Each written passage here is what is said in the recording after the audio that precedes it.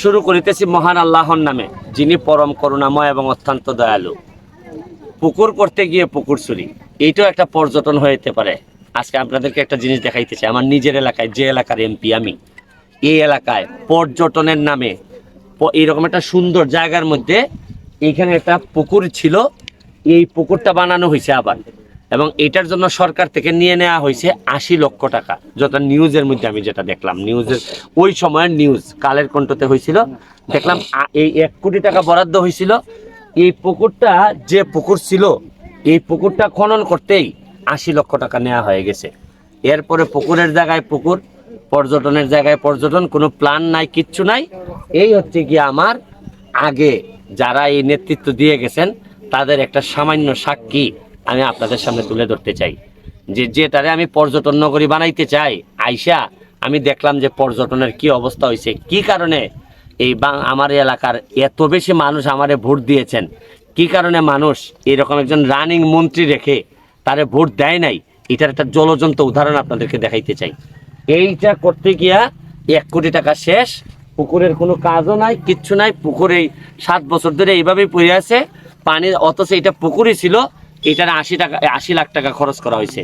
আর ২-৩টা chair বেঞ্চি বসাইয়া ২০ লাখ নাই।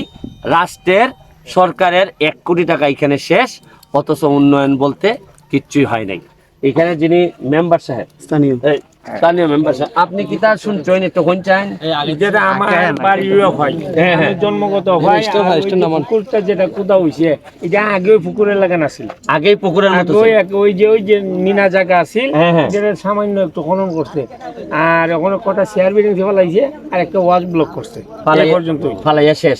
যে আমরা ভাবুন যে কাজ যখন অফ রয়েছে, এখন যে এখনো ৬০ লক্ষ টাকার নাকি একটা ফেসপাস আছে। ওখানে এটা আপনারা এই মানে বিষয়টা কি জানেন, আমি কারণ আমি বিচার দিতে চাই না, কিন্তু বাস্তবতাটা মানুষের সামনে চলে আসা উচিত।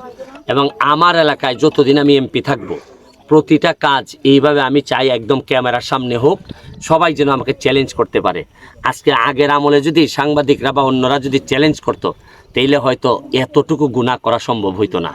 এখানে কালের কণ্ঠের একজন মানে কালের একজন সাংবাদিক আছেন, আপনাকে আমি একটু শুধু জিজ্ঞেস করব যে এই যে নিউজটা কি ছিল, আমি আপনার কোনো অভিমত নিতে চাই না। নিউজটা কি হয়েছে যে পুকুরে কেমন পুকুর চুরি করা হয় এটা দেখেন।